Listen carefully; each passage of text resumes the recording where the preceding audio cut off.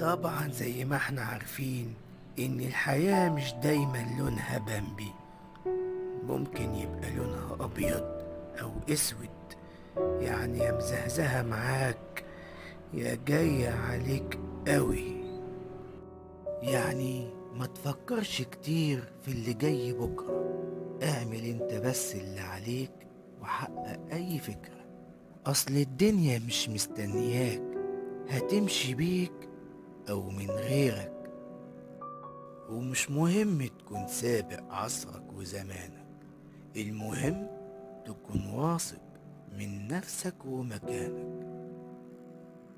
ومحدش بيختار أحلامه، الأحلام دايما هي اللي بتختاره. فما تزعلش لو لسه ما جاش أوانه.